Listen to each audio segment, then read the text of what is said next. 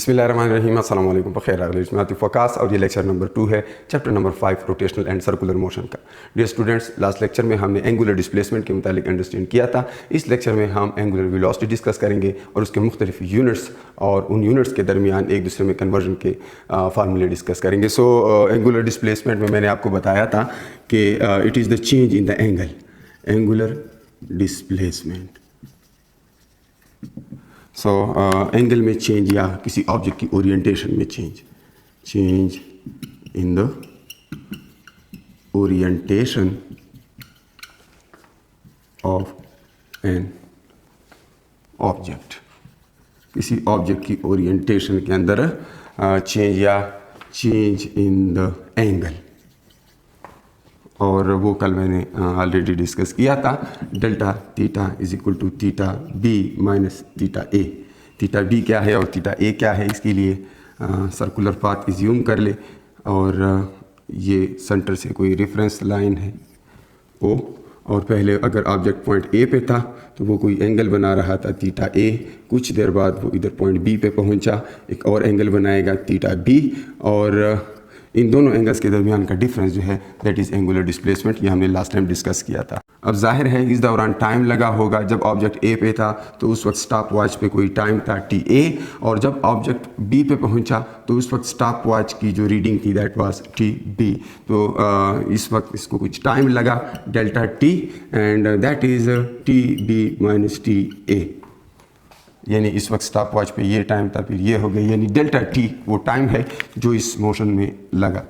अब अगर डिस्प्लेसमेंट भी मौजूद है, टाइम भी मौजूद है, तो displacement per unit time velocity होती है। तो अगर ये कोई एक्चुअल डिस्प्लेसमेंट होती लीनियर तो वो लीनियर वेलोसिटी होती, लेकिन ये चूंकि एंगुलर डिस्प्लेसमेंट है यानी एंगल के अंदर चेंज है तो इसलिए इसको हम एंगुलर वेलोसिटी कहेंगे। अगर एंगुलर डिस्प्लेसमेंट को टाइम पे डिवाइड कर दे तो एंगुलर वेलोसिटी को मैं यूँ डिफाइन करता हूँ।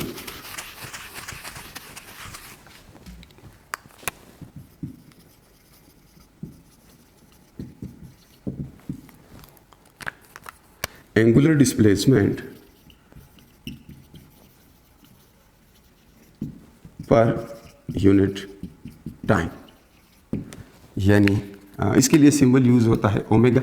सो ओमेगा इज़ डेल्टा थीटा यानी angular displacement divided by delta t. और अगर मैं एवरेज की बात कर रहा हूँ, दिस इज़ एवरेज, और अगर इंस्टेंटेनियस है, एवरेज में total angular displacement divided by total time होता है, और इंस्टेंटेनियस में अगर उसमें चेंजेस आती हैं तो हमारे लिए इंस्टेंटेनियस ज़्यादा अहम होता है क्योंकि वो फिर हर लम्हा चेंज होता है। तो ऐसी सूरत में हम एक टाइम लिमिट ले लेते हैं delta T approach to zero for very very very short interval of time almost instantaneous.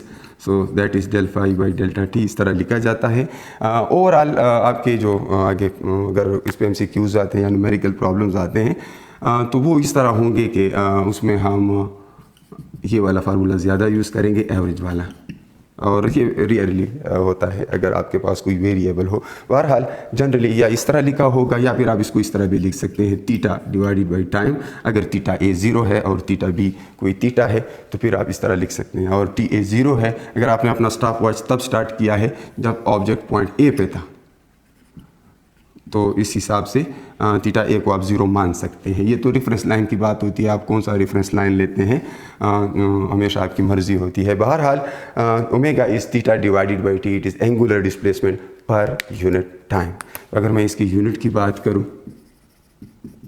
तो जाहिर बात है ऊपर एंगुलर डिस्प्लेसमेंट है, नीचे टाइम है, तो SI यूनिट इसका होगा रेडियन पर सेकेंड। ऊपर रेडियन है, नीचे सेकेंड है, लेकिन जाहिर है ये राउंड्स पर मिनट्स में भी हो सकता है, रिवोल्यूशन पर मिनट्स आप लोगों ने सुना होगा RPM, तो इसको हम यूँ लिख सकते हैं रिवोल्यूशन या राउंड्स पर मिनट। एक मिनट में कितने रिवोल्यूशंस होते हैं, कितने राउंड्स होते हैं, राउंड्स पर मिनट। और अगर आप घड़ी को देखें, घड़ी की सेकंड्स की जो सुई होती है, इसको अगर मैं सेकंड्स हैंड कह दूं तो ये सेकेंड्स हैंड जो होता है, सेकेंड्स की जो सुई होती है, ये कितने टाइम में एक चक्कर पूरा करती है? पूरे 60 सेकंड्स में, यानी 1 मिनट में। तो उसकी स्पीड जो होती है वो 1 RPM होती है, यानी सेकेंड्स की जो सुई है उसकी एंगुलर स्पीड या एंगुलर वेलोसिटी 1 RPM होती है, 1 राउंड पर मिनट, तो या 1 रिवोल्यूशन पर मिनट। और ये आपको पता होना चाहिए RPM स्मॉलर यूनिट है। क्या है? RPM is a smaller unit. 1 RPM is equal to, round की जगह 2 पाई लिखेंगे क्योंकि हमें पता है कि एक राउंड में 2 पाई रेडियंस होते हैं, और 1 मल्टीप्लाइड विथ 2 पाई, और 1 मिनट में, पर मिनट है तो मिनट के अंदर 60 सेकंड्स होते हैं। तो यहाँ से आप देख सकते हैं कि 1 RPM का मतलब होता है पाई डिवाइडेड बाई 30, यानी 2 को 60 के साथ कैंसिल आउट किया, तो पाई divided by 1 RPM is pi divided by 30 radian पर सेकेंड। सो ये बहुत स्मॉल वैल्यू आ जाती है, यानी 1 RPM के अंदर बहुत कम रेडियंस होते हैं।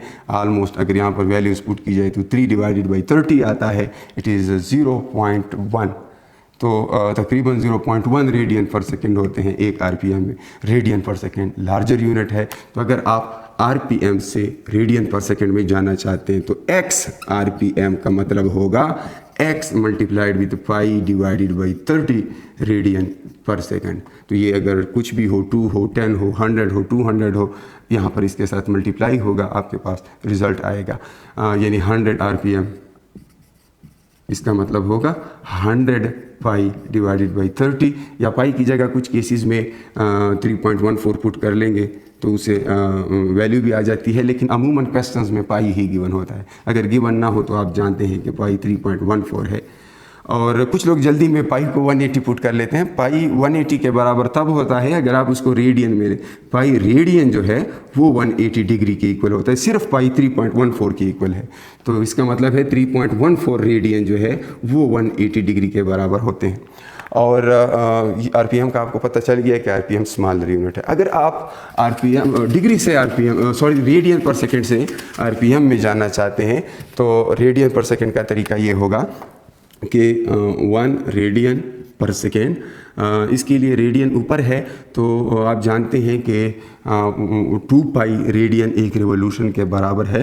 तो 1 रेडियन का मतलब है 1 डिवाइडेड बाई 2 पाई रिवोल्यूशंस, ठीक है, रिवोल्यूशंस।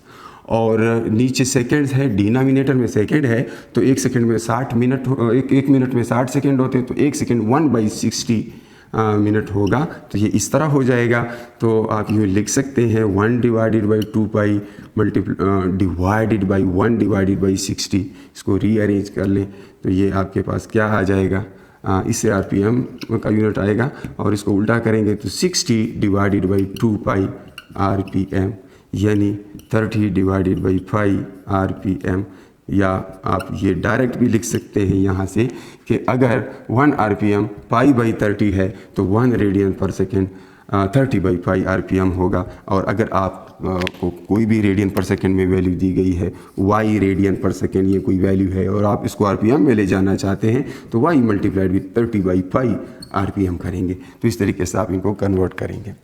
इसमें प्रैक्टिस के लिए आप यूँ करें कि जो घड़ी है, घड़ी की सुइयों की सबकी एंगुलर स्पीड आपको मालूम होनी चाहिए, और ये भी आपको पता होना चाहिए कि वो स्पीड थ्रू आउट कांस्टेंट रहती है। हम नेक्स्ट लेक्चर में जब एंगुलर एक्सेलरेशन पढ़ेंगे तो उसमें मैं आपको बताऊंगा कि एंगुलर वेलोसिटी में जब चेंज आती है तो वो कैसे आती है, कब कांस्टेंट होती है, कब चेंज आती है। बहरहाल जब कांस्टेंट होती है तो एवरेज और इंस्टेंटेनियस दोनों का सेम मतलब होता है, और फिर आप उसके लिए जनरल कोई भी ओमेगा इक्वल टू θ/t का फार्मूला आप यूज़ कर सकते हैं। यहाँ तक उम्मीद है आपको समझ आ गई होगी कन्वर्जन का RPM से रेडियन पर सेकेंड में और रेडियन पर सेकेंड से RPM में ले जाने की। ये फार्मूले आप नोट कर लें, ये आपके काम आएंगे। और इस तरह है कि लास्ट लेक्चर में मैंने आपको रेडियन के मुतालिक बताया था, रिवोल्यूशन के मुतालिक बताया था, यानी एंगुलर डिस्प्लेसमेंट की मुख्तलिफ चीज़ें डिस्कस की थी। अगर मैं आपसे पूछूं कि angular displacement in n complete revolutions, अगर n कंप्लीट रिवोल्यूशन तो एंगुलर डिस्प्लेसमेंट क्या होगा। तो ये इस तरह नहीं है कि एक्चुअल डिस्प्लेसमेंट की तरह आप सोचें कि कंप्लीट रिवोल्यूशन के बाद दोबारा उस पॉइंट पे आ गया तो डिस्प्लेसमेंट 0 है, नहीं। n रिवोल्यूशन है तो उसकी angular displacement 2n pi radian होगी, यानी n को 2 पाई से मल्टीप्लाई करेंगे। तो अगर मैं कहूँ कि एक ऑब्जेक्ट का जो थीटा है वो 4 रिवोल्यूशन है और टाइम वो लेता है जी 4 सेकेंड्स, तो आप बताएं कि इसकी एंगुलर वेलोसिटी क्या है। तो आप फ़ौरन लिख सकते हैं 4 मल्टीप्लाइड विथ, चूँकि यहाँ पर 2n पाई रेडियन है तो आप यहाँ पर 2 मल्टीप्लाइड विथ n है 4, क्योंकि 4 रिवोल्यूशंस हुए हैं, और पाई उधर ही लिखेंगे मल्टीप्लाइड विथ पाई या 3.14 डिवाइडेड बाई 4 सेकेंड उसे लगे हैं। ऊपर आ जाएगा रेडियन, नीचे आ जाएगा सेकंड। तो इस तरह से आप लिख सकते हैं कि 2 पाई रेडियन पर सेकेंड ये उस ऑब्जेक्ट की एंगुलर स्पीड है। मज़ीद प्रैक्टिस भी इस पर करेंगे, लेकिन उसके लिए नेक्स्ट लेक्चर में जाएंगे। तब तक के लिए अपना बहुत सारा ख्याल रखिए। अल्लाह पामान।